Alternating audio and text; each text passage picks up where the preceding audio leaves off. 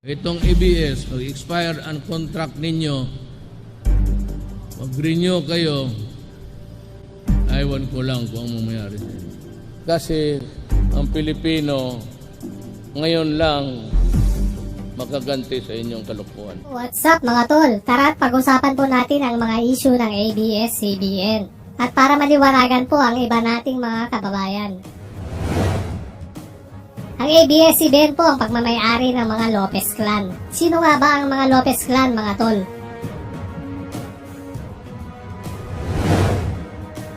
Ang mga Lopez po ay isa sa mga makapangyarihang oligarko na kumokontrol sa Pilipinas. Marami po silang pagmamayaring kumpanya mga tol. At isa na dyan ang Meralco. Noong panahon ni Pangulong Diosdado Macapagal, sila ang dahilan ng pagbagsak ng presidente mga tol.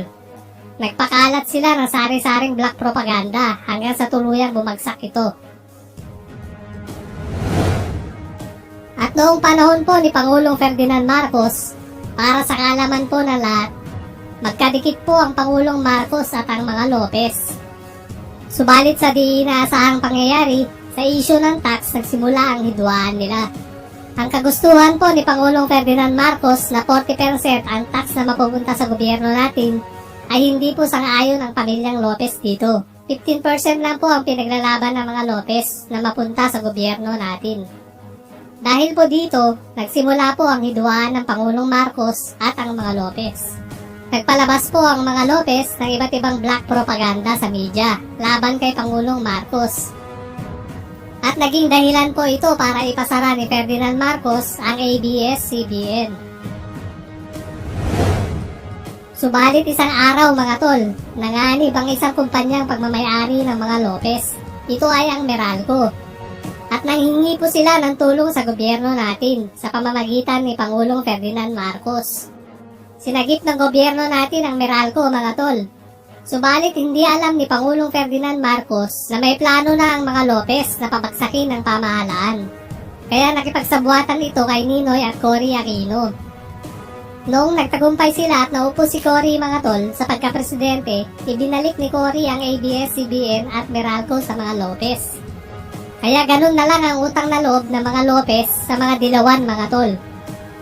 At nagsimula na ang panloloko ng mga dilawan mga tol sa mga Pilipino sa pamamagitan ng media, dyaryo, libro, at mga bayarang tao para siraan ang kabutihang ginawa ni Pangulong Ferdinand Marcos sa mga Pilipino.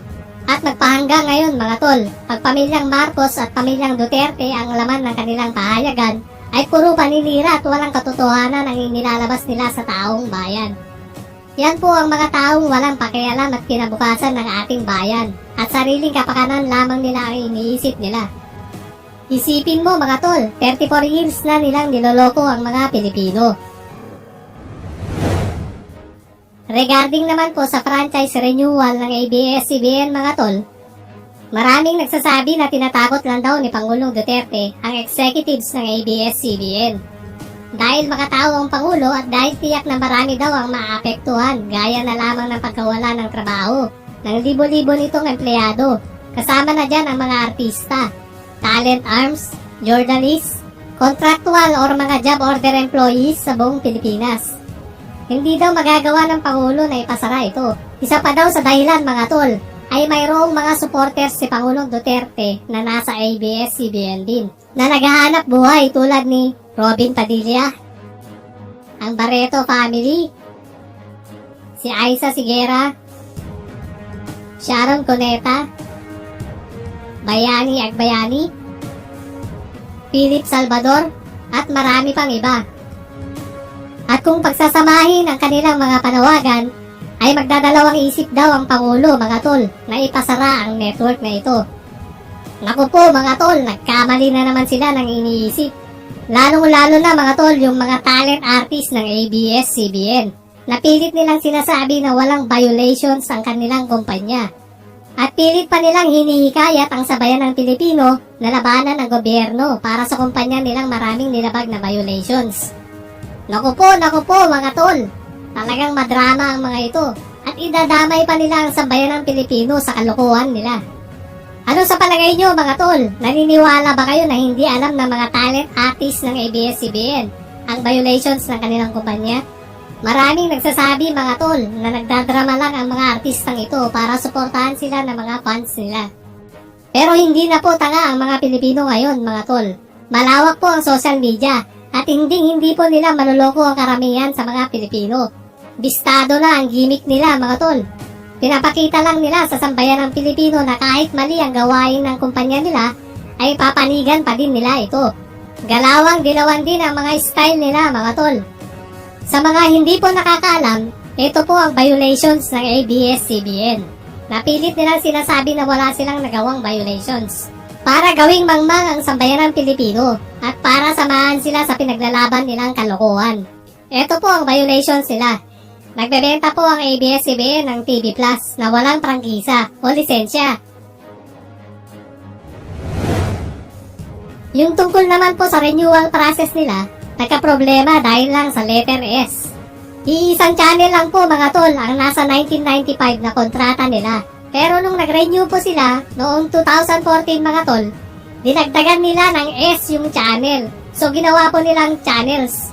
Talagang bawal po talaga ito.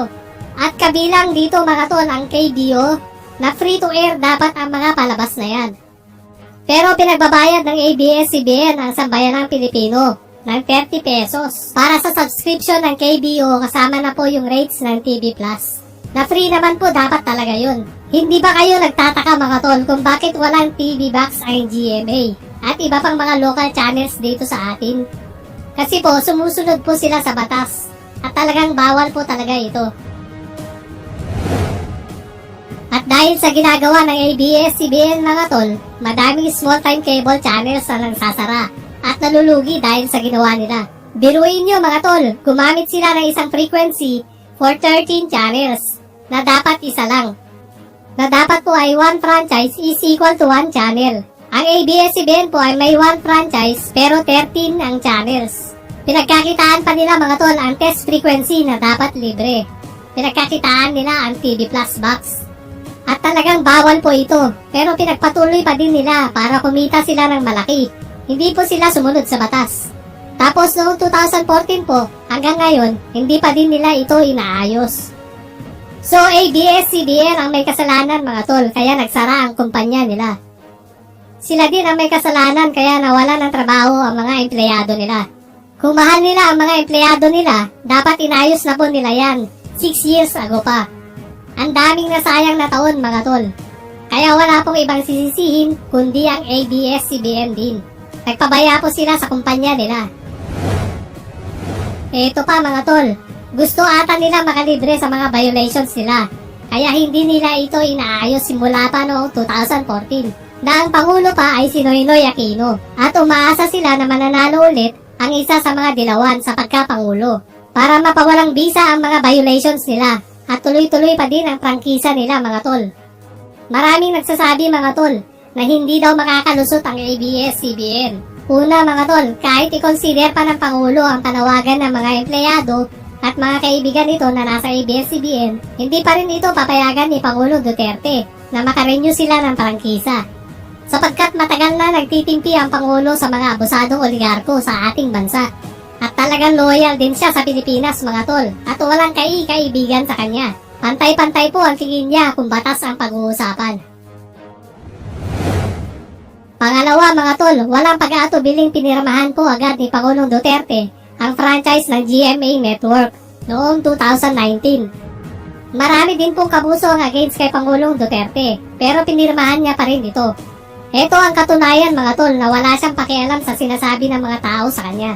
Malapit man sa kanya o hindi. Basta sumusunod ka sa saligang batas, wala pong problema. Pero pag hindi, naku po, siguradong may kalalagyan po ang mga taong ito. Pangatlo mga tol, kung sakaling i-renew niya ang ABS-CBN, talo siya dito mga tol. Dahil pag nagpatuloy ang network na ito sa pag-ere, malamang wagas na naman ang mga paninirang gagawin nito sa ating Pangulo. At kung matatandaan nyo pa mga tol, talagang masama ang loob ng Pangulong Duterte sa ABS-CBN. Dahil po sa hindi pagpapalabas nito sa campaign ads niya noong tumatakbo siya sa halalan bilang Pangulo. At ang pinapalabas lang po na campaign ads ng ABS-CBN ay ang mga kandidatong dilawan. Kahit ganun po ang ginawa ng ABS-CBN, ay si Tatay Digong pa din ang nanalo bilang Pangulo ng ating bansa.